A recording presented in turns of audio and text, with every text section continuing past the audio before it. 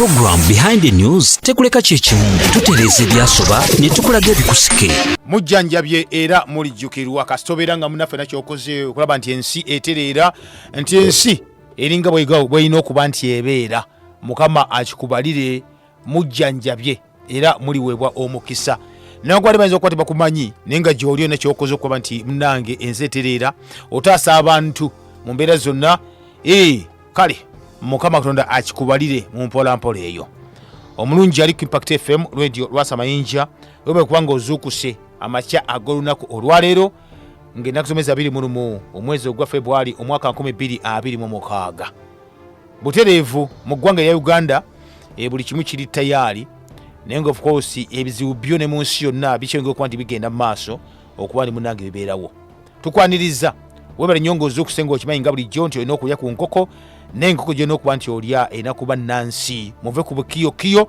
obujja okuba bulwaza kansa n'ebirwadde ebirala ebiyitirivu ennyo nnyini ddala lya enkoko nga yeetuuse enkoko nga ekuze nga ekulire ku mannya ag'obutonde tolya nkoko olw'okuba nnene ng'egezze naye nga byona byonna bagikubye empiso kugejja bagikubye eddagala nga kakyali kato paka woogiriira olw'okuba ya layisi n'opapa naye okuba nti olya mu mbeera bw'etyo n'olw'ensonga eyo tugalijjo lya enkoko ennansi ekyo nga kiwedde omunywanyi tukutegeeza bulijjo nti nno obulwadde bwo buyitirivu nnyo obutwa bungi bwe tutambuliramu bwe tulya bwe tunywa naye tugamba bulijjo kola nnyo okuba nti natlisto lya ku greens greens nkulu nnyo nga bw'okiwulira naggamba nti nno ebikaawa ebikoleddera amakulu ate greens ba nkulu nnyo singa obeera nga gwe kennyini yeggwagiza erimidde kubanga tojja zifuira ddagala liri ery'obulabe ery'obutwa ojja kukozesa eddagala eririyo lyokoledde eriri organic obeere ng'olya bulamu nabagamba tuli mu kaweefube okulaba nti nno tuluwanyisa bikatunkuma ebinene nga tulya katunkuma waffe ono omutini akaawa kuba bikaayo birungi nnyo mbiri gyaffe so katunkuma oyo ajja kuba nga atuyamba nnyo biri ebinene tubiboole tulye katunkuma waffe ono wa bulijjo obulamu nga bulijjo bulina okubeerawo ne mu kubeerawo bwetaaga amazzi malungi nnyo mu mubiri gyaffe gajjamu oba gakendeeza ku butwa bwe tulina gasengejja ebintu biyitirivu nnyo kuba tugeetaaga naye amazzi ge tunywa ge tuyita mineral water ge mazzi ge naggamba ge twefumbidde n'ofumba amazzi waka n'onywa wabula si chemical water oli gwe tugula mu maduuka w'ebicupa baluga tumukendeeze oba tetusobola kubanga kale nga tumuviirako ddala so n'ensonga eyo genda maaso ng'okikola b'osobola kukola ku dduyiro kuba dduyiro naye mukulu nnyo era ayamba kale ebyo ng'omaze okuba nti obitegeera munaffe atuwuliriza kimanyi nti nno naawe tukwetaaga ng'oli mulamu abantu batandise tukwaniriza mu programu emanyiddwa nga Behind the News oba ekiri emabega w'amawulire nga bulijjo omulangira Kalema gano ge mateeka agafuga program Behind the News etteeka erisooka teweesiganga bigambo bya munna byabufuzi etteeka eryokubiri teweesiganga amawulire okuggyako ng'ogajje wano nyumirwa nga bw'oyiga mu program Behind the News. Okay, tuba mune tuyingiddewo nate mu style wetyo tugabwa nti no teri ajja kuyamba gwe ng'omufirika okuggyako gweka okweyamba wekka kubanga tukimanye ekyo ne kati nno tulina okuba tugenda maaso program ekiri emabega amawulire mu studios Dr. Galuwango Henry mwali mu studio era nga Dr. Galuwango ono musomesa basomesa obulimi ku ssettendekero Makerere sebo tusasokulabako nate nange nsanyusa okunkyaza weewaawo abatuwuliza mukama waffe yeebazibwe era twebaza mukama nti atulabiridde leero olunaku olusembeyo mu February wangi today is the last day in February lwaki anti nagenda okudda nga tuli kugwe okay badetide ngayi tugenze mu last month of the first of the actually the third quarter mu financial year oba first quarter mu 2020 yes so kati ndoza bakola mu government kati project zidduka buli kimu bakikola kubanga mwaka gugenda financial year egenda naye sente zikyaliyo muki mu banka tebanazikoza kati bagenda kolawo ebintu ntu akayimba kakubye akaka bamwita Franklin Bukaka akayimba kanzikuza ebintu bingi kakujikuza bingi naye ndowooza wekafulumira ne gundi ono gwe twajjukidde was it Monday era ebiseera ebyo lumu era naye weyafiira kyokka ate nkeera waliwo ono omwami ono gwoŋŋambyeko ani Reverend Jesse Jackson. Yeah. Jesse Jackson. Ebiseera ebyo mukwano gwe nga yakamufaako bayita MLK Martin Luther King. Musajja oyo kyemujjukirako Jesse Jackson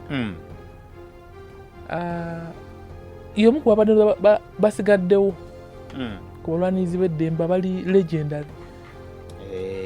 Betwali tumanyi luli omalika okulwanya eddembe ly'obuntu kyali nnyo ku saidi yaffe abaddugavu olwefuga ebbi balinyiriranga lyaffe ng'ali mu buyinza oli alinyirira eryaffe omusaya n'avaayo n'agaaya baasi n'abeera nga bakikwasaganya ateeka ettaffaali ne mu Africa yajjako e Kenya mu 1997 nga bagenda okulonda yajja e Kenya n'agamba bannange temulwanagana Arap Moi nga akyakola ki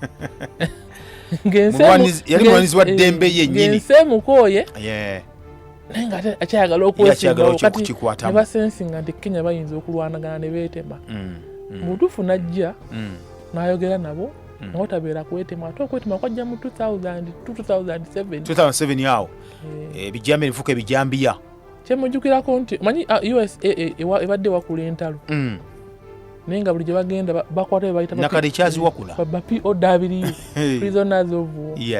So yagenda Yugoslavia n'abalwanda ate nomuno Oluusi yalinganga yebbana yekka ng'agenda bugenzi n'ayogera ne bapulezidenti b'ensi ezo yagenda n'ayogera ne Slobodan Milosevic n'amugamba waayi abantu baffe mwabakutte naye tuyambe n'agenda e Kuwait n'agenda Syria taata woono omusajja ono abaddeko Assad nayo n'abegayira n'abajjayo waliwo omusajja bamuyitanga Pat Robertson nali musajja mubulizi wanjiri yayogera ebigambo ebikikinike ku musajja w'e Venezuela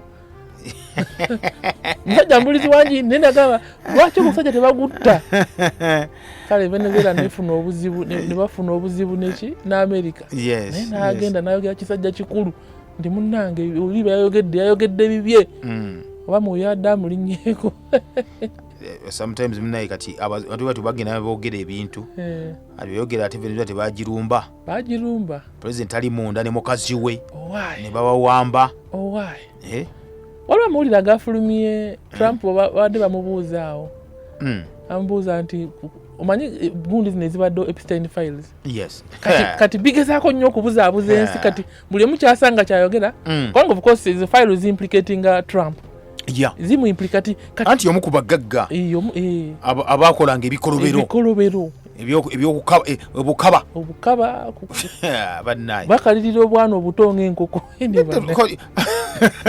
okubukalirira ne bumyuka ennyama ng'enkoko ne balya nayoza nti bukuze bannange abagagga ekiri mu bisenge by'abagagga okimanyi kibi nnyo ono Epstein kwegamba ye kyova n'enfaye mukomera aga bamunyika kuba yali agenda kuwaabwa information enenda agenda kwabya naye Obama babadde bamubuuza nti waayo oyogera ki ku busajja buno owakiragala manyi mufano mwengana tobuyita obwakiragala bu aliens nagamba waayi sebuyinaako nnyo bujulizi naye nakibuzabuzaawo nagamba siyinza kugamba nti gye buli batebuliyo kakati abadde babuuza Trump nagamba okay if you want to know about it I will declassify manyi mu luzungu to classify kitegeeza okweka anagamba I will declassify in other words ajja kubikula ebyama kubikwata ku busajja obwo buli bwe mugamba obwo area 51 atubuli ekiriyo mwalasike eyo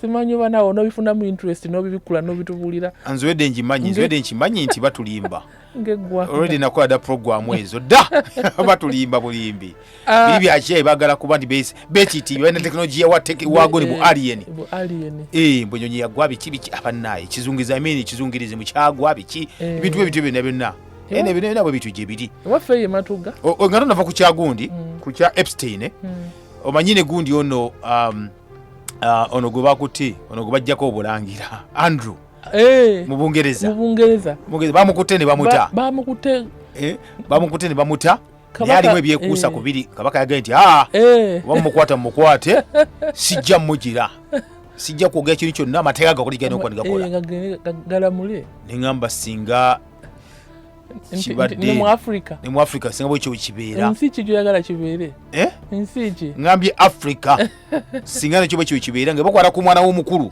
ongana w'omukulu mukulu agamba nti amateeka gakoligana okukola si kwogera nti ayo mute gundi alagidde order from above nene Andu naye baga naye yawaayo ebyama biyitirivu nnyo ate naye era fayiro ziine ali implicated ewaffe eyo mu Western Uganda waliyo olugero olugamba nti okuzaalibwa kusinga okwambala obulungi nga bategeeza ki family gy'ovuddemu eri more important than bino byonna byokoze obukulu kituufu okuzaalibwa kusinga okwambala obulungi abadde ogamba beeka abewaffe ye Matugga waliyo ekikangabwe I think nakyo okimonyeekokko ekyono omusajja yasse mutabani we empozi yabadde wammwe wamma taata bamuyita Lumu eyasse omuvubuka oba Matthew eyasse Martin naye manyi waliwo omanyi kati bwe tuba nga tukola investigation togenda mumasuuti bokka owamasuuti ayinza okukuwayo ekyalowooza naye nga akuwa ndowooza ye nabaddeko mu katale I don't know how true this is kabagamba nti naye omwana oyo taata oyo obusungu bwadde buva kugumba mbu kirowoozebwa kubanga maama oyo omwana tali mu Uganda ate oyo mwana mbu mujja na nnyina omwana obuwala I want you guys to get more interested in looking out for omwana oyo mujja na nnyina kati ebiboozibozi nga bigamba nti oba wawaddewo engeri y'obwannamunswa mu nnyumba eyo kati omuvubuka oyo nga yeefudde kayanda yawe ngendo kikomya I think you guys otya musowaani yange kayanda wamanyiize enkomyawo I think there should be some more investigation ebiboozibozi bamukutte essoka omusajja yakubye ng'akuba nze simanyi nekyo ekiboozi kye nawulidde mu katale manyi kibaawoga nti osanze musajja munno mu makaago Thursday morning nakeerako mu katale nga ngenze okulunga enjanjalo ebibisi era nsobola okwengera enjanjalo tebiggwayo ebijanjalo bibeerayo mu butale abantu balimira mu ntobazi which is very bad naye nutritionally kiba kirungi kola n'oba ogenzi wano empambire wano ku ngoma obisangawo ku malebe nga bitaddewo bibeerawo ewammwe babiyimira mu kisenyi eyo si kirungi naye tewali kyakkola so ensi bwetyo bwebadde taata yakubye musajja munne simanyi gwe yasanze ewaka mmwe abali mu journalism kitegerekeka mugende mukole investigation ku kintu ekyo naye of course tugaana ebikolobera ebikolebwa ne buli omu asobola okukikola ekyo naye ate nze nkubuulira nakuba nti obusungu me I am against people who say tukivumirira era nzibulwe mpulira anti kumpewo nogga tukivumirira those statements will never change anything nanti kati olaba kibanga ogaa nti no disclaimer of course it's a disclaimer to you naye neboddeyo waka n'otunula mbwo n'ogamba naye ng'omusajja ebintu byonna olaba nono omukyala gwe basse ku UCU I mean these things first of all I should say byali bibaddewo actually abalatini bagamba nihil novasu busel nothing new under the sun buli kintu balabakama byonna byali bibaddewo bikomawo bukomi and by the way bigenda nakweyongera nabadde ntaba ku crime rate mu Africa Uganda eri wansi nnyo eri mu kibanga kya mwenda eyo 10 actually Africa yonna obuzi otina bulimu bwokwandoza buli mu Nigeria ne South Africa ate nga kati nga Nigeria bagamba crime rate ebikibiki ezo kiri kimu kyokka kyokka bagala nsi yonna kugikola kibayita Islamization kibaliko so nabali omusajja yalonda minister w'ebyenjigiriza mu Nigeria nga y'omu kwabo abaali bali mu kuba nti bapromotinga buli muntu yenene nasiramuke gubalonda okuba minister of education. Of course ekitasoboka kubanga kyova nti abawamba Boko Haram bikoze bitya basinga okuba nti batta bakristaayo ate bagamba nti Boko Haram kitegeeza muzungu mubi. Boko Haram kyawe gundize zonna ezo ne lwakuba ate kyebalina muzungu mubi aye n'omuwarabu bo tebeyita bazungu abawarabu basomesa lugundi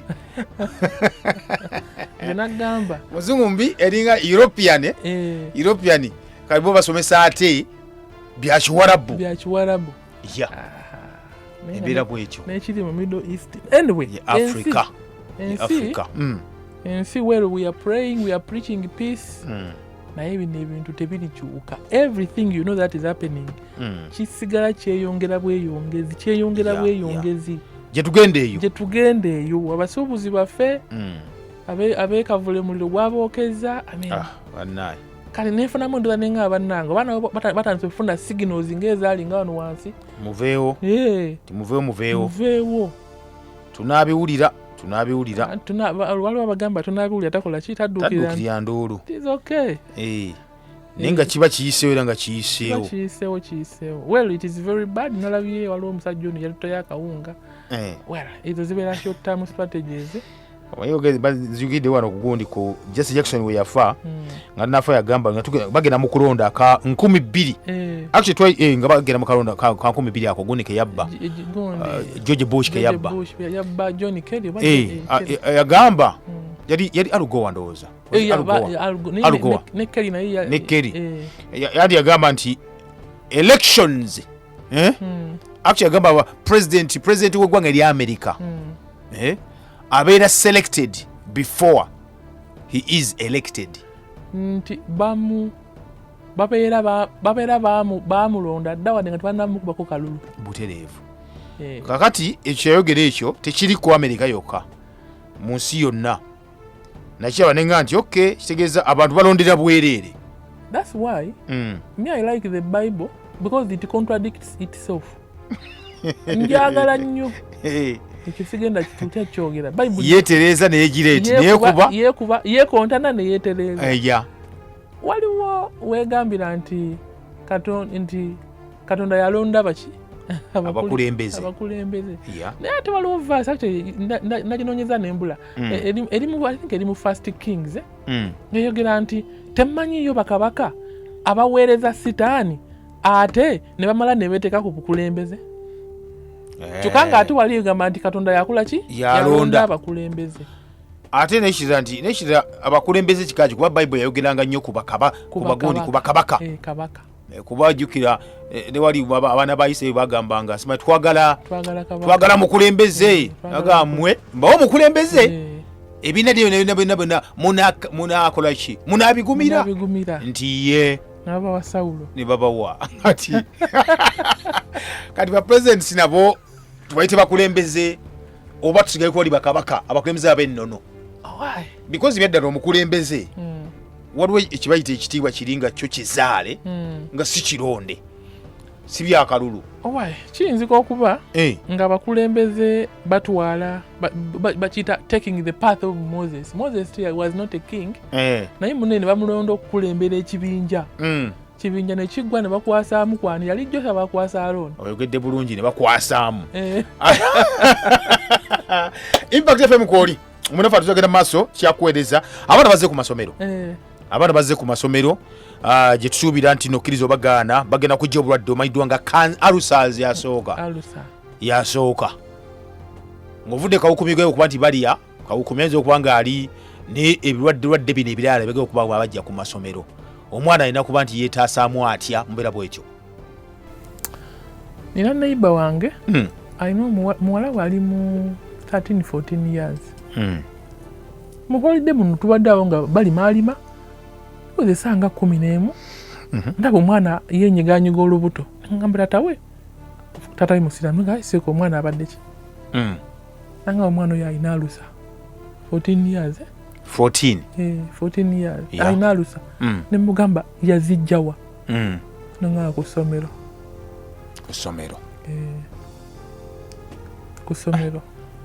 omanyi samubuuza bingi ne yangamba yazijja ku ssomero mwana ali mu secondary ali mu senior 2 one of these schools in Kampala lisijja kwogera waliwo ekyo twakula nga tumanye ekintu kimu mbu alusa zikwata omuntu nga yerumiza enjala aluddewo okulya ne narrative eyo nekyukamu abantu bayinza okulooza nti nno omwana talya mmere ng'alya naye ng'alina alusas akawuka akaziita bakayita helicobacter pylori abasinga bagira just H pylori helicobacter pylori akasumbuwa system y'ekyenda okuwulira nga enjala egiruma ne kagisokasoka system nefulumya acid tuyita HCl hydrochloric acid because hydrochloric acid yo nti mulungi mubiri kubanga yomu kubiyamba okutematema n'okuactivatinga enzymes ezimu biology emungi gyesijja genda nti kale of course n'okukyusa environment y'olubuto oluusi obuwuka obwandize nga bulina ekizibu ku mubiri ne bufa ng'okyusiza environment y'olubuto kitegeeza either olina okukyusa endya kisinga obukulu ennyo okukyusa endya tebakimanyidde wamu n'ebika by'emmere anti ekyo okukyusa endya tebakumanyidde wamu anti waliwo okukyusa endya naye nga in terms of frequency naye ng'ate emmere olya y'emu ekika kyekimu kyolya kakati awo wewali obuzibu awo amasomero gaffe ebino nga tubyogedde nnyo munnaye ati ebintu byetwogedde nga mutuufu oba ensi teriyiga waliwo kyayeeko bayibuli sisobola gikyawa era buli sande gisoma ne bakujjukiza nti yesu mwana wa katonda atudde ku namulondo bla so naffe tetulina kulekeraawo tulina okujjukiza abantu buli lunaku ekisinga obukulu ku alusaz tufengayo nnyo tulire mu budde tufengayo nnyo tulye emmere omanyi lwaki abantu bambagamba nti nno bwe ndi emmere bweti nti oba olubuto lwange lulwala olinagamba nze nava ku lumonde especially ku lumonde nze sikyalya bijanjaalo eyo naboogera ku matooke nze sirya matooke whereas kino nkyogera as a scientist whereas science ayinza okuba nga abaakinga claims ezo ezimu yes kubanga ekika ky'emmere ekibeera mu lubuto kireetera olubuto okuleeta ebirungo ebigenda okukola ku mmere eyo in other words the quantity obungi the quantity of the ingredients ezigenda okutematema emmere obungi bw'ekirungo kiri ekitematema emmere are dependent one on the type of food that you're consuming. Kati wenyinza okudda ku side yaabwe nti amatooke gandwaza alusaazi naye ng'ate it is on kiri ku ggwe abalala nga bo bagalya nga tebamulwala nze ndya lumonde nendya ebijanjaalo tudde kika ky'omusaayi anti waliwo ekirisiro mu kutema waliwo ekyanguwa that is okay naye ng'ekisinga obukulu emmere tugiriire nga mu budde that is the most important n'okugikyusakyusa okulira mu budde n'okukyusakyusa kati osasi yaba masomero bwogamba nti bakyusekyuse ku mmere bagawiya bano bayingira mu bageti yaffe bayingira mu profitability yaffe yasuubudde erole y'akawunga n'ebijanjaalo n'omuceere sandibadde na buzibu naye ate n'ekirala nti luli nakyogerako nti Ministry of Education evengayo erambule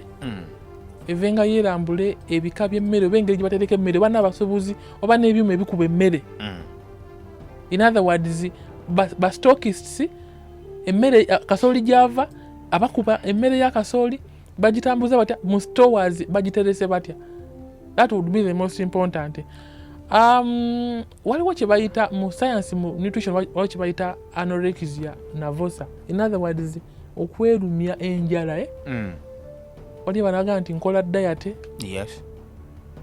another form of anorexia nervosa tugirabira mu kyaki oli n'asiiba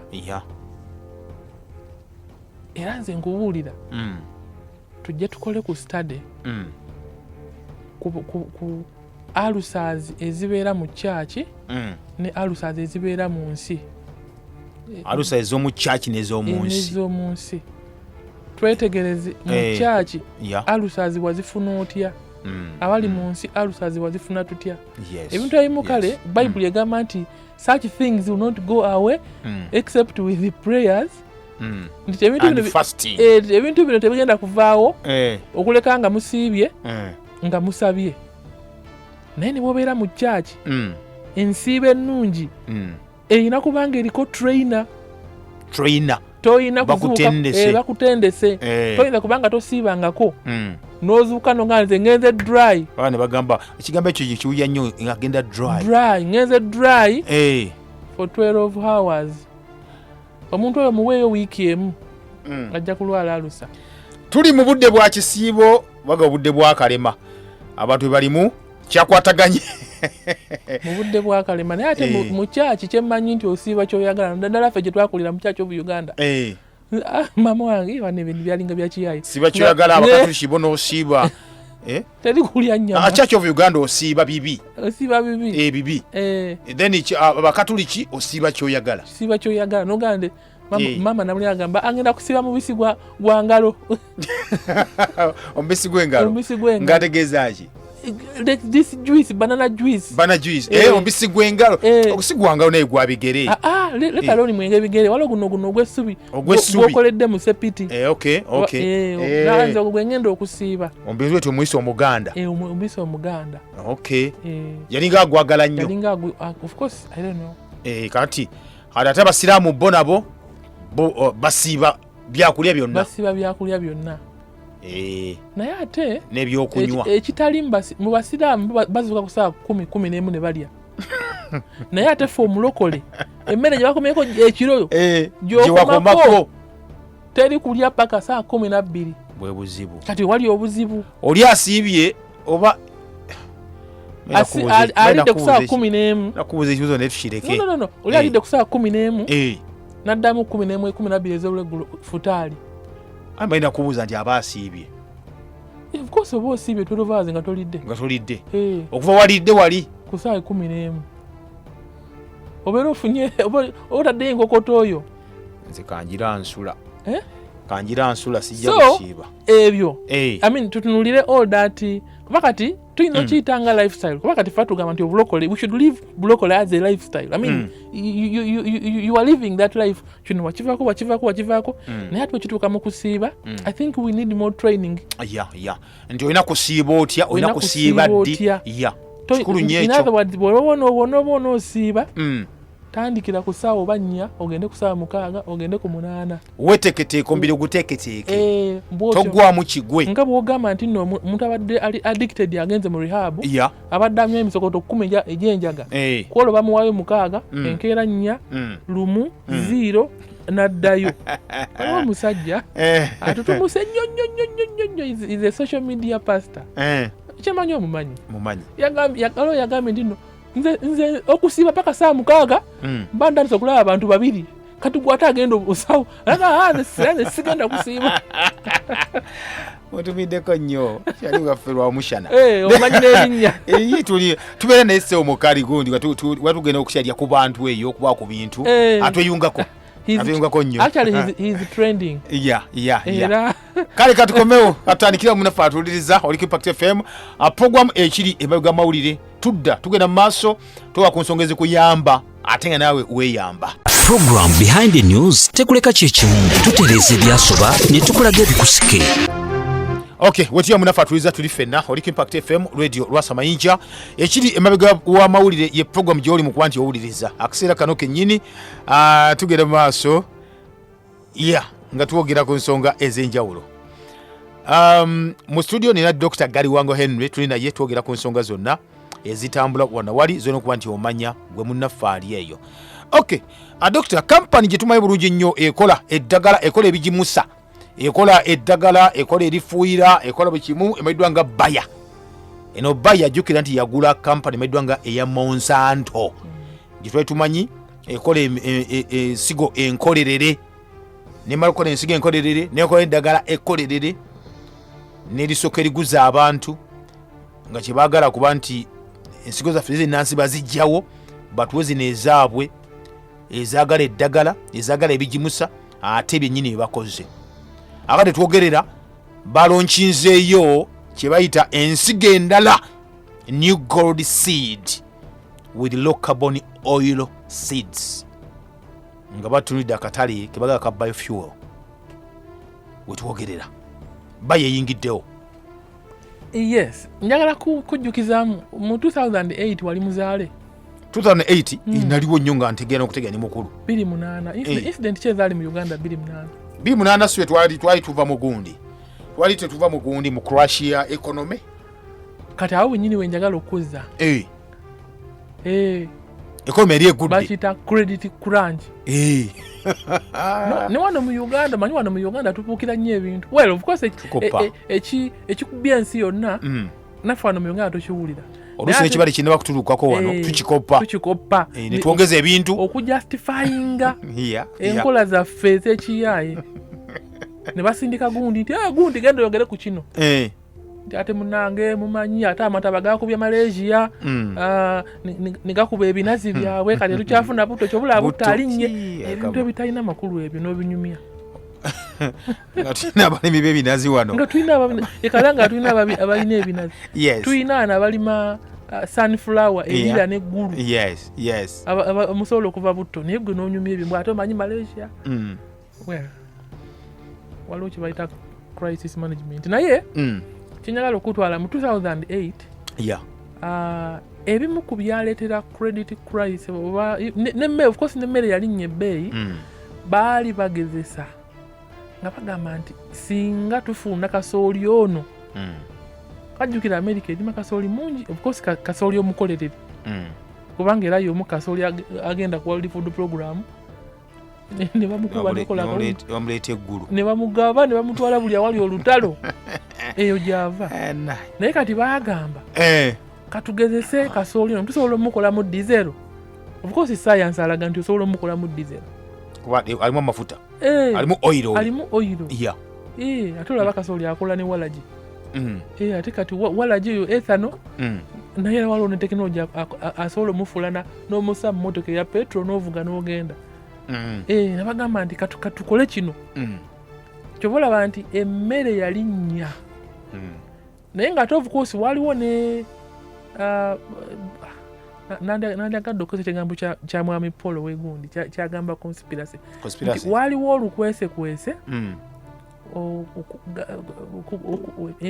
mu kugula emigabo mu ntambuza y'essente nga waliwo kye baagala okugezesa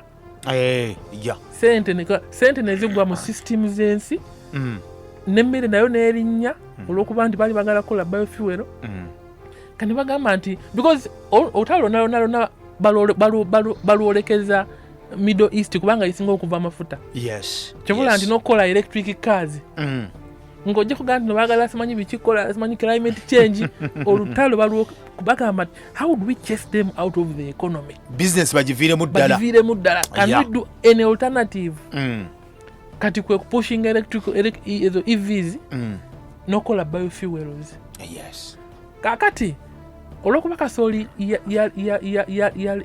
yateeka emmere y'ensi ku butidda n'egireega kati bagamba nti what else do we do okulaba nga tufunayo any other alternative crop okukola fuel wawulira bwe bapromotinga ekiroowa ekiroowa tukiyita jatrofa nti kivaamu ki era ne babisimbisa abantu mukama katonda ekyo nekikola muni bagenda okulaba nga gestation period yakyo nti bw'okisimba kirwawo okukula gamba yesukkulumye nedda business wise oba toli mu katale kakati abagezigezi abategeerera ensi eno kwegamba tufuneyo kampani ki egenda okutukolera alternative crop gye tuyinza okugyamu dizero of course bo beekwese mu climate change kubanga togenda sima mafuta oba lake Albert egendemu ebifuta biki wabula ogenda kulima bulimi ate of course bw'oba olimye ebeera green, so you are greening the earth. Bw'ovaawo okole diesel atagenda fuumuuka, kivula basiza mu kigambo low carbon. Kuba carbon oyo of course yakola ki, yaleeta ekikka okuddugala ennyo. Kyola obeera ng'ofumbye, bw'oba ng'ofumbisizza omusambya, omukka gubanga mweruyeru, naye fumbisa payini, omukka gubeera muddugavu. Bw'ofuna amafuta ag'ettaala kerosene oba parafini n'omussaako olutambi, omukka gubeera muddugavu, naye gwereeta diesel, kubanga diesel twamukozesanga edda, petro ng'abuze. Bw'okola diesel bw'oti n'omussaamu olutambi, omukka guba muddugavu, kikulaga nti wabeerawo enjawulo mu carbon. Kati bano kwe kupushinga tukolereyo low carbon crop. Ne ba-identifyinga kampani kyegenda okikola, katufune kampani yaffe. Wala nti nno bayo eyo bagiroopaloopa. Naye ate waliwo another article gye nalaba nga USA gisupportinga as a government. Yes. N'emisawo gyerina miyitirivu nnyo era neyakkiriza okusasulayoko era ku ssente ez'okuba nti byekola bikwasa kansa. Yes, kati ebintu ebimu bibeera mu state backing. Naye tejjukira state backing, njagala kuzzaayo kali nti balonda president nga tebalina mukubawo kalulu. Kati state eyina abagitegeerera, bannannyini nsi b'otamanyi bajja bakatonda, b'otamanyi nga bo beekwese mabega nga basindikawo busindisigo, abalwaninga ekintu, genda ku muzindalo oyogere, naye nga ogenda kwogera byabali bye batamanyi. Kati kamelina abeera nga bw'olaba sunflower kye mu Luganda ng'entungo. Entungo anti tulina entungo n'ekitungotungo. Kati simu baye entungo, kale ekitungotungo ye sunflower. Kino ekibeera nga bw'olaba enjuba, kabanga kivaamu butto mu Northern Uganda. Kati kamelina oba kamelina nakyo kibala, kirimu wano ffe tetukina, naye kiri mu USA. Kati bo bagambye nti can we identify such a crop? Naye kati bizibu ki ebigenda ova mu kintu ng'ekyo? Okulaba nga bakijje mu nakyo state yakyo, wabula ne bakifuulafuula, kubanga mu kukifuulafuula bongeramu n'obutaffaali obukola oyiro. Obutaffaali obukola oyiro. Kati wano for example olaba ekinyeebwa, wano waffe tulina ekinyeebwa eky'omuttaka, ne wabeerawo ate kino ekinyeebwa ekirinnyo emiti, ekizungu kyetuyita oyster nut. Kiina obutto mungi osinga kino ekyomuttaka. Kakati singa obadde ng'oyagala okwongera butto omungi mu kinyeebwa ekyomuttaka, gwefuna akataffaali akakiri ekirinnya okagattirize mu kino ekyomuttaka, kubanga ebyomuttaka biwera mangu, bino ebirinnya emiti birwawo. Ate their aim is to produce it in large amounts, producing oil. In terms of bwe tudda mu byobutonde, obeera of course batubanga tubyogera nnyo, obeera okyusizza obutonde. Kati kamelina oyo wogenda omulimira tetumanyi, because everything tetunaa kumanya, but that is our fear, nti buli woleeta enkoko etabadde mu lulyo, enkoko gyoleesa eriraikira okujja n'ebizibu byayo. Eyinza n'okujja n'obulwadde, eyinza n'okujja n'emize emirala okubojjabojja zinnaazo, n'ebirwadde ebipya. Kati kamelina ono gwe tugenda okukyusakyusa tumulime ate mu bungi, tetumanyi effect yaayo ku ttaka, tetumanyi effect yaayo ku bimera ebirala. Awe wali fear, and I've always maintained this, nti bino bye tukola effect yaabyo ku environment gye bikulira ne ku bimera ebirala tetumanyi kigenda kubaawo, and even its interaction. Kati for example kasooli tubadde obbanga ddene nga tumukozesa, nti ne bw'omukolamu walagi abantu badde nga bamunywa, kubanga abadde mu state yaayo.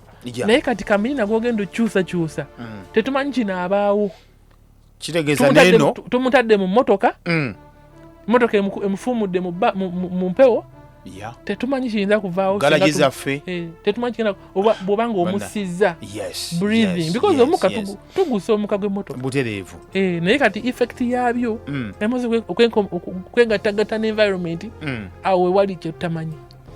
Impact FM kuli munafa atuuliriza tugenda maaso. Program Behind the News tekuleka kyekimu tutereeza ebyasoba ne tukulaga ebikusike.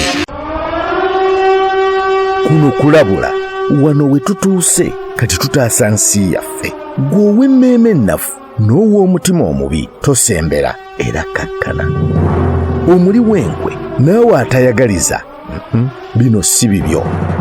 Wamma mmwe abaagala obulamu n'ensi yammwe tusimbudde. Okay, tuba tusimbudde munafa atuuliriza. Unaku wetu tugakozesa essimu, tugakozesa line emu yokka eya MTN. Line ya MTN. Note musanvu, mukaga note, mukaga musanvu, musanvu note 2. Kujja kuba nti oyita awoka, tuba tukozesa erinda yatujinwa muko bakyagitereza muko. Ne tujja kuba tuyitawo ku MTN kujja kuba tukozesa ku kawuka. Note musanvu, mukaga note, mukaga musanvu note 2. Kujja kuba nti oyita ayo kuba nti munange otuwegattako mu kaseera kano kenyintu nga tuweyamuko naawe ategeere ebitubaddeko mubaddeyo nammwe wamuwuliriza mu mbeera y'embwe zityo gwe munanga atuwuliriza kale katune bannaffe tulabe kiki bagamba mu kaseera kano. Hele wanji bulungi ssebo sitwete ssebo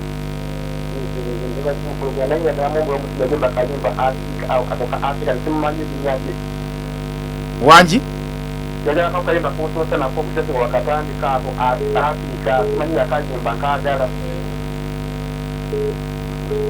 ayagala luyimba okay. Simanyi lwaki nkyalina obuzibu negundi nessimu eno tuyina nessimu ngenda kuba mpulye mu kiwuumawuuma kiyinza okuba nejja kuvaamu kati ndowooza. Tukube ku simu yange ndowooza right now.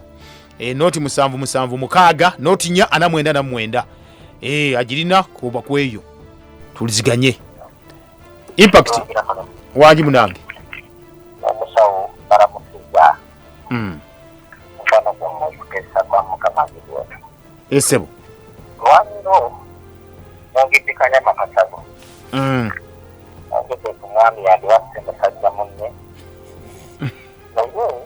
naye tulangira kalima akagambo genda bejjako yakula gye tukuzaamu abaana era gakinene kye tugenda okubeera so twakuba wabituuka kulebwo n'ekirowoozo okuyita kirowoozo kyakajaabwe bakuletera emirimu kafuko okuva awakomala kusaba taata naye abaana betugulidde smartphone nga zibasaba data nga tebalina mirimu gye bakola airtime abo gakyali nabaga obudde okuba mwogedekanya nakasabu akati mwogedde kubaddala katonda alambulangira ebirowoozo babizita mutwe gwange ne musawo manga gansika kali ataano mwana alimu munyambeko tuweza abantu bammeka sobola okugeraageranya naffe waliwo abakaseera era abazungu we bazirako bali we tuli tuvuddeko.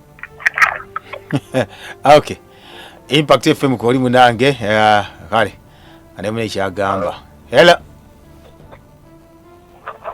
wanyi munafe Mwami kati nakola mutizote nange bwentyo sebo Dr. Kaliwango nkutomedde sebo mwebala okusomesa kalema ensonga y'okuliira ku BBC ya round up eyabaya gye bayogeddeko naye kyeneewunyisa yo gavumenti eyawano tewulira kubanga round up kwali kati simanyi ababadde bamukozesa nabo bagenda bakompasetinga abawano mu ggwanga mwebala okusomesa sebo kale sebo. Okay, abawano gavumenti yammwe temunnaba tuteekayo musango nti mwalwadde. Ela wanji munange tuongere ku ddoboozi okay, tuongere ku ddoboozi tukufuna bulungi kati. Dokita kanyongere ku ddoboozi. Aha, utukufuna. Dokita mweya nnyo galiwa kirabo kyanseeno naye njagala kudda kutene essuubirira we muli katonda gyabo badonda. Ani ono sebo? Ompulira kati Oh bwana Dungu Musisi yesebo. Olutalo tuluwangudde. Olutalo tulukozeeki. Tuluwangudde. Twagala kulima katunda bw'amaggwa. Ndaba namumanya nkolayo namwalitaretemba. Twagala kulima kanyanya kali. Ate mu bya vegetable kati twagala kuba ku bino nekunda kati ate tukiri twagala kulima nsu.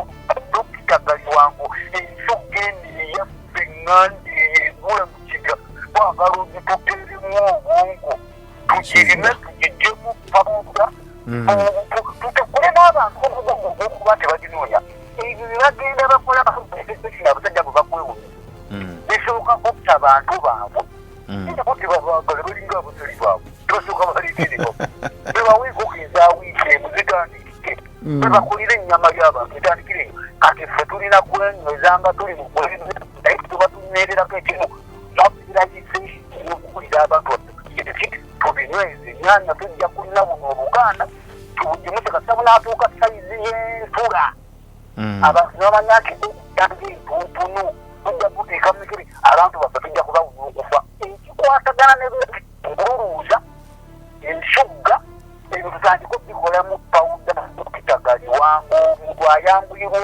okuteekayo ka tisipuunika omululuuza okupawudati okusinga okukiyinga bannange nze ndeyanza nagweyanza Mukama Katonda eyabaleeta kuba bijja naye yamanyiye bwaligira ki bwalijugu nalibuza amaanyi Mukama Katonda abakuuma enze Ddungu Musisi tumulagira kalima neetuga kusisinkanako tutambuze ebintu kale sebo.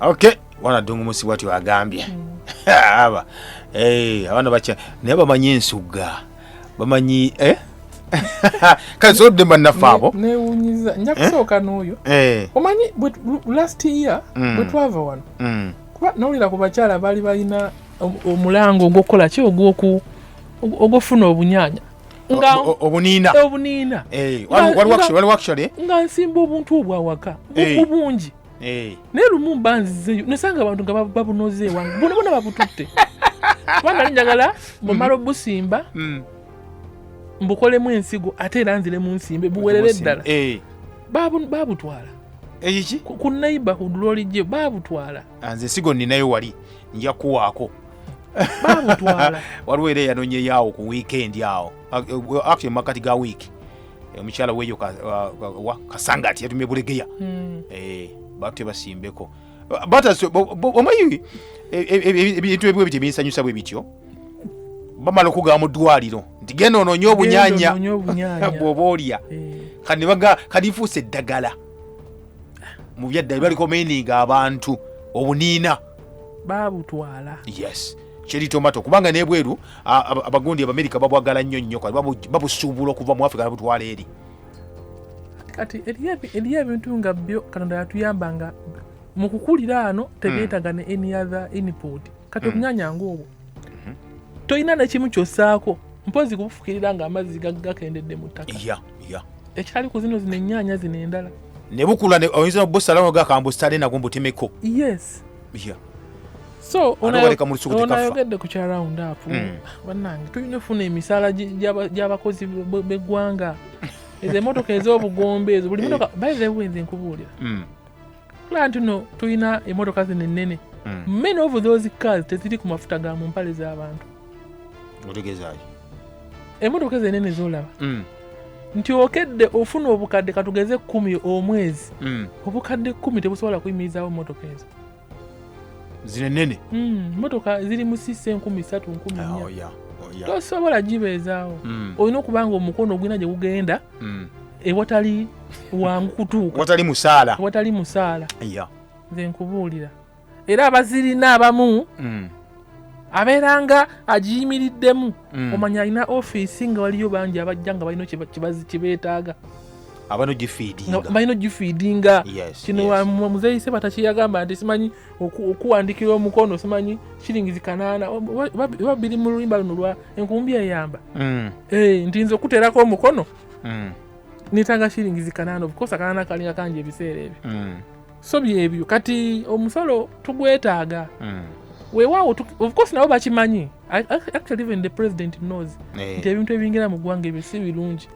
Naye of course erisa erimu ligguka of course ku bulamu bwe nagamba why nze kandi akalo kange naye ate olusa atugamba mu ngero n'asirika kyagala bakuba nnyo balabula ate bali kunyiza era bali naye gwe bakitegedde n'okitegeera kyabayogera.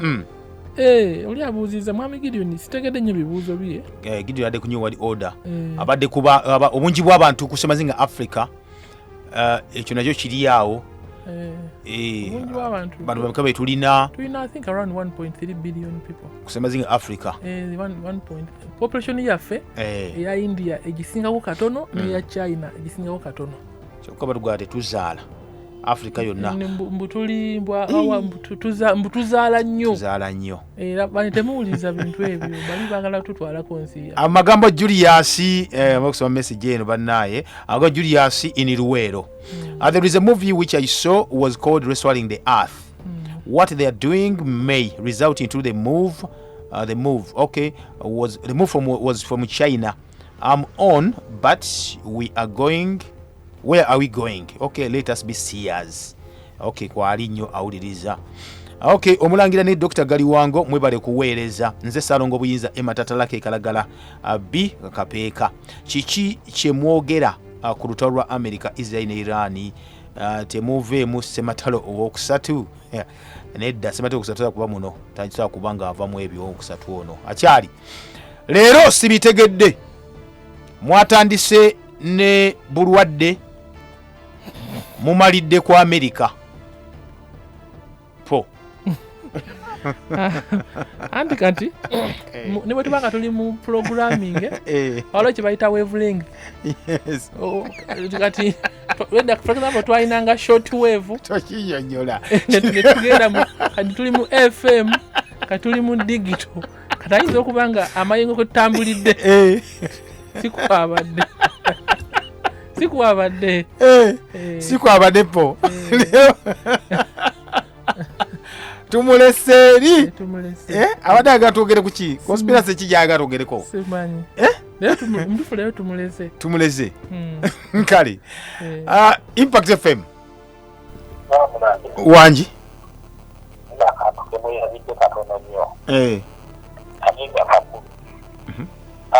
bana kulangira bamusawo kubantu abagumiddwa ku makubo mwena kwogesa ng'ebizinda biwamu bibeereko waggulu kyogeddemu nti omutegeko kyentegeeza ku masimu n'ebirala.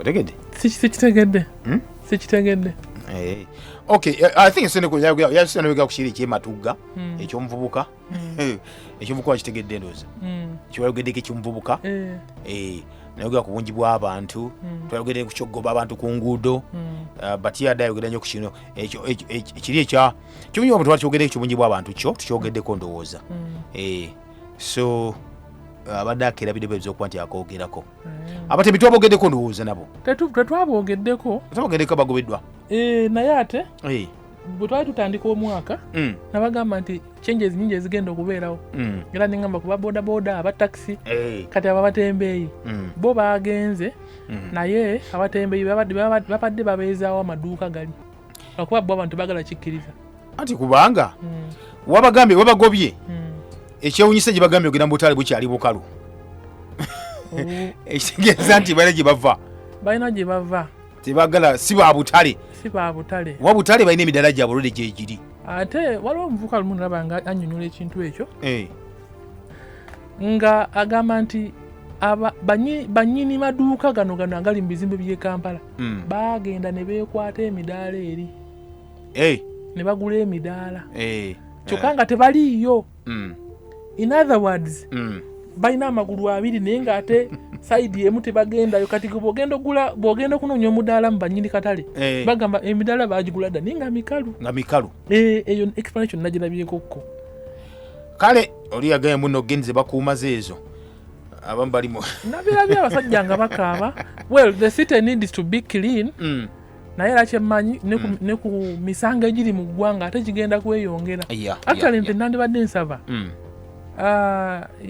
abasirikale baveeyo mu balakisi bajje bakuuma ekibuga otherwise embeera mbi sibula abantu tuve wano bannayuganda tubeere bulungi twekuume enkuba etandise mulime emmere Minisita Kyofa yagambye nti bagenda kukwata bakutwale olime enkuba kase etandise ekitalya to avoid ulcers early in the morning to drink water on empty stomach water fast to clear acids from stomach ekyo kituufu sisobola kiwakanya of course amazzi gayamba bingi bwana George bwatyo yagambye yasinze message eyo okay kale webali nnyo bali eddala okay tubasibulidde wano basiwale banyabo nate mbe bulungi mweraba program behind the news tekuleka kyekimu tutereeza ebyasoba ne tukulaga ebikusike